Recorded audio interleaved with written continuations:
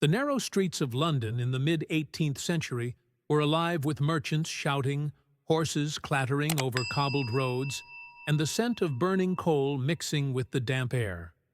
Among the children running through the alleys, there was one boy who was different.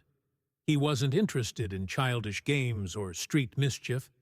Instead, he was drawn to the mysteries of the world, how fire transformed substances, how powders reacted when mixed, and how metals gleamed under the right conditions.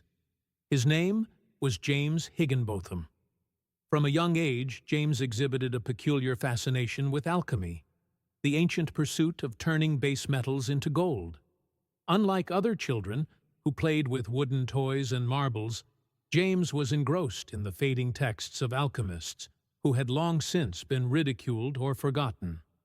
He would often sneak into bookshops, running his fingers over worn pages filled with cryptic symbols, desperate to understand the hidden language of transmutation. His family, though not wealthy, recognized his potential. They ensured he received a good education, sending him to Oxford University when he was barely a man. It was here that James's true transformation began. No longer a mere boy with fantastical dreams, he became a scholar, a chemist, a scientist. He abandoned his given surname and took on a new one, James Price, a name that would soon carry weight among England's scientific elite. But even as he excelled in conventional chemistry, there was a secret he kept close to his heart. The old dreams of alchemy still burned within him. While others at Oxford were content studying the known laws of nature, James was convinced there was more to be discovered. He dedicated himself to secret experiments, collecting rare powders and substances from apothecaries, conducting tests deep into the night. The flickering candlelight in his Oxford quarters often revealed a young man lost in thought, muttering formulas to himself, recording every reaction with careful precision. By the time he was 25, James Price was no ordinary man. He had secured his Master of Arts degree and, soon after, a Doctor of Medicine. The Royal Society took notice of his brilliance, welcoming him into their ranks. He was celebrated for his contributions to chemistry, and in the eyes of the scientific community, he was a man destined for greatness. But James had a secret. He wasn't content with conventional chemistry. He believed he had discovered something far greater, a way to turn mercury into gold. And soon the world would know. James Price's rise within the scientific world had been swift, but his ambitions burned even brighter. He had mastered chemistry, earned the respect of Oxford's finest minds, and gained recognition from the Royal Society, but none of it satisfied him. The old dreams of alchemy, the whispers of long-lost transmutation secrets, still echoed in his mind. And then, one fateful evening, he made a discovery. It began as an accident, an experiment intended to study the behavior of metals under different compounds. But something unexpected happened. A strange reaction, unlike anything he had seen before. A dull, grayish lump of mercury had suddenly transformed, taking on a luster, a heaviness, something that looked astonishingly like gold. James's heart pounded as he scraped at the surface, testing it under different lights, measuring its weight. Could it be real? Could he have stumbled upon the answer that alchemists had searched for over centuries? He spent weeks refining the process, experimenting with different combinations of materials. Mercury was the base, but it was his special powder, a mixture of rare elements he had carefully assembled that seemed to be the key. Red for gold, white for silver. By the end of 1781, he was convinced. He had done the impossible.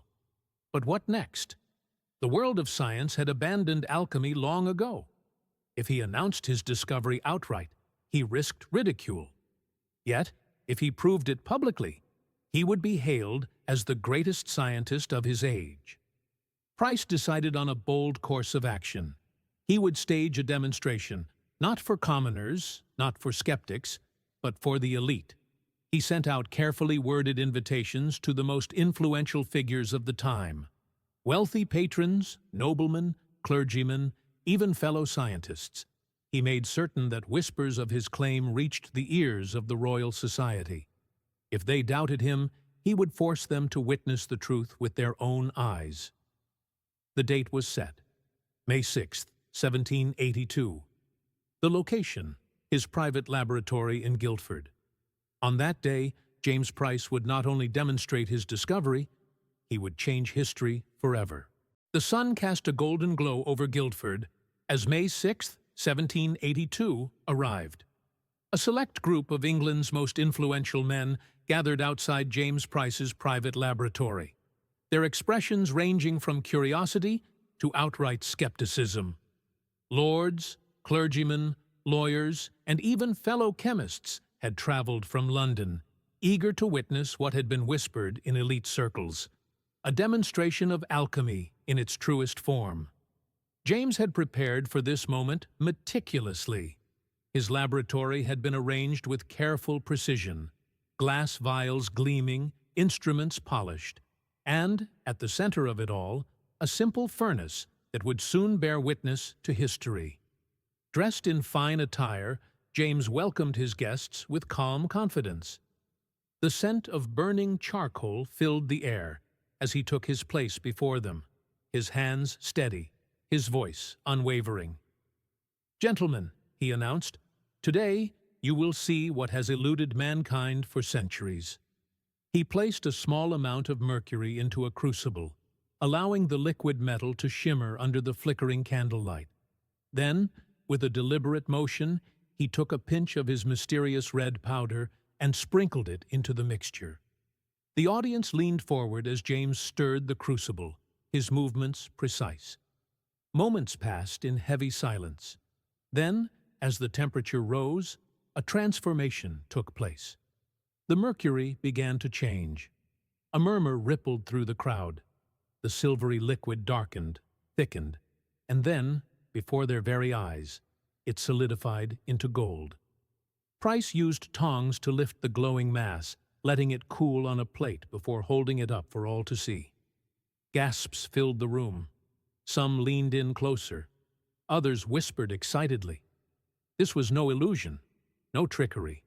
This was gold, real and solid. Then, to further cement his claim, Price repeated the experiment. This time, he used his white powder, and from the same mercury emerged pure silver. The room erupted into applause.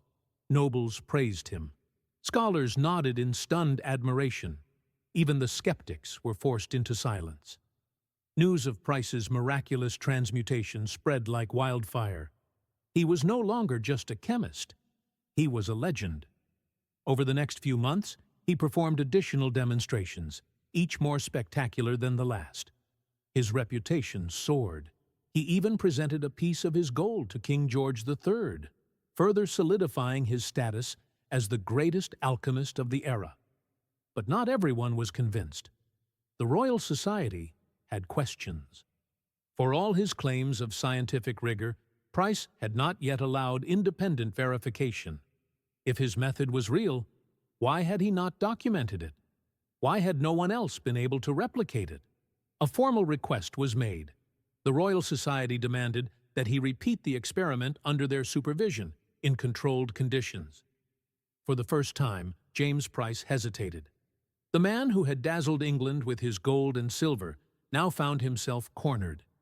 And deep inside, he knew the illusion could not last forever. James Price had spent months basking in his newfound glory. Wealthy patrons sought his audience. Nobles showered him with praise, and whispers of his miraculous powder spread beyond England. Some even speculated that his discovery would change the course of the economy. After all, if gold could be created at will, what need was there for mining? Yet, beneath his composed exterior, fear began to creep in. The Royal Society, the very institution that had once celebrated him, now demanded answers. They were not content with rumors or staged demonstrations. They insisted that Price repeat his experiment under controlled scientific conditions, where every variable could be accounted for, where there would be no room for trickery. He stalled. Letters were sent, excuses made. His powders, he claimed, took months to refine. The process was delicate. He worried that repeated experiments would weaken his mysterious formula. But the society was relentless. The truth was, they had always been skeptical. Alchemy had long been dismissed as a fool's pursuit, a relic of an age before true science took hold. And now, here was James Price, a respectable chemist, an educated man, claiming to have resurrected an impossible art. The Royal Society would not let this go. By early 1783, Price knew he could delay no longer. His excuses had run their course. The weight of expectation bore down on him like an iron chain. And so, reluctantly, he agreed. The stage was set. He would perform his greatest experiment yet. This time, before the very men who could expose him. As the day of reckoning drew closer, a dark shadow loomed over him. He spent nights locked in his laboratory, surrounded by the tools of his deception. The powders, the crucibles, the carefully arranged vials, all of it now felt like a trap of his own making. He tried to refine his technique, to prepare for any scrutiny, but deep inside, he knew the truth. There was no transmutation. Not truly. His powders, his so-called miracle ingredients, had never turned mercury into gold.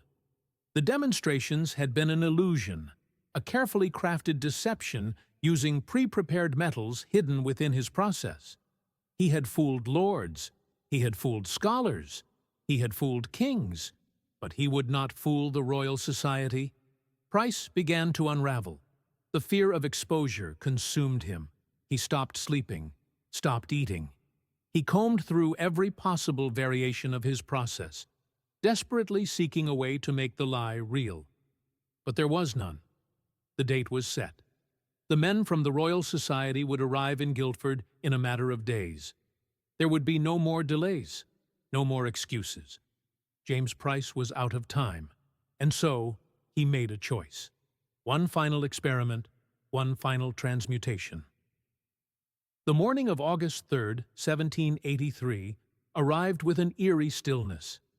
The streets of Guildford were quiet, save for the occasional sound of a carriage wheel rattling over the cobbled roads. Inside James Price's laboratory, however, a storm raged, not of wind and rain, but of fear, desperation, and the crushing weight of impending ruin. The time had come. 3 representatives from the Royal Society had arrived, their expressions cold and watchful. These were not wide-eyed noblemen eager to be dazzled. These were men of science, trained to see through illusion, determined to uncover the truth. Price greeted them with a forced smile. He had dressed meticulously, his powdered wig in place, his coat pristine. To an outsider, he appeared every bit the accomplished scientist he had always claimed to be. But his hands trembled as he arranged the crucibles. The furnace crackled to life. The room filled with the familiar scent of burning charcoal. Instruments gleamed under the dim candlelight. Everything looked as it always had during his past demonstrations. But this time was different. This time, there would be no pre-prepared metals hidden in the crucible, no sleight of hand, no distractions, only the truth, and the inevitable disgrace that would follow. The Royal Society's men watched in silence as he worked. They recorded every step, every measurement. There was no way out. The moment arrived. Price reached for his red powder, his so-called powder of production. He held it in his palm, staring at it as if willing it to become real, to perform the miracle he had always pretended it could. He hesitated, and then he stepped back. For a long moment he simply stood there, staring into the flickering flames of the furnace.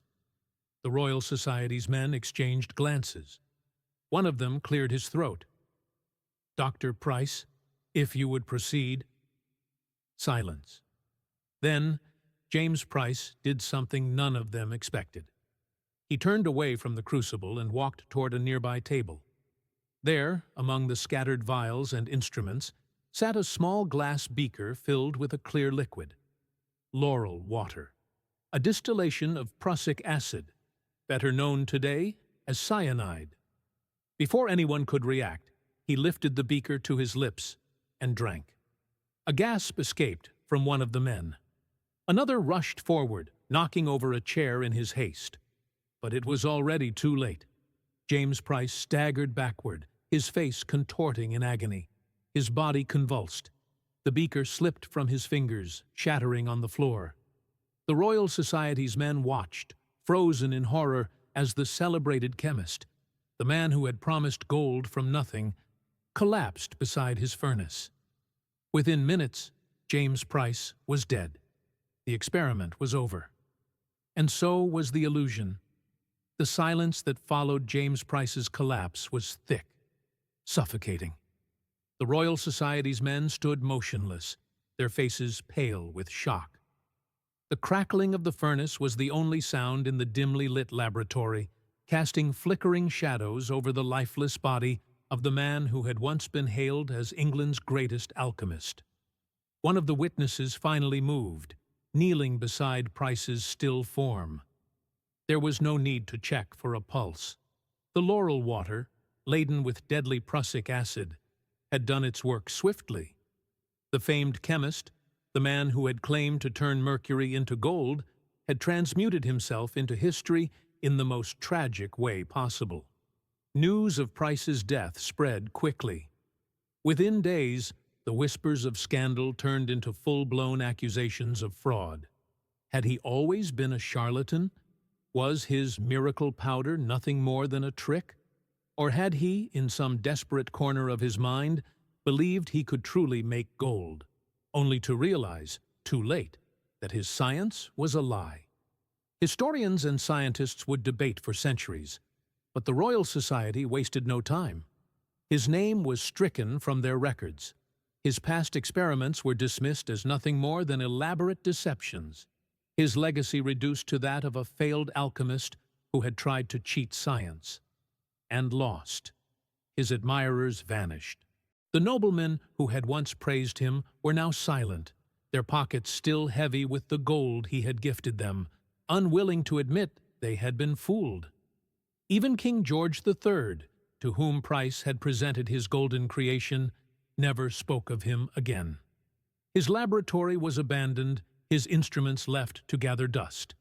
His death had erased everything he had ever worked for. Over the years, James Price's story faded into obscurity. While great chemists like Antoine Lavoisier and Humphrey Davy pushed science forward, Price became a ghost of the past, a cautionary tale of what happened when ambition outstripped reality. His gold was never examined, his powders never fully analyzed. Some theorized that his demonstrations had been carefully staged illusions, pre-planted gold hidden in the crucible, sleight-of-hand manipulations that had tricked even the keenest eyes. But others wondered, had he once believed in his own work? Had there been a moment, before the Royal Society's demands crushed him, when he truly thought he had discovered something extraordinary? Or had he always known the truth, only to realize, too late, that there was no escape from the lie he had built? The world would never know. What remained was only a name, an enigma, a chemist who had tried to turn mercury into gold and had instead turned himself into a ghost of history. And so, James Price disappeared into time, swallowed by the very shadows he had once hoped to illuminate.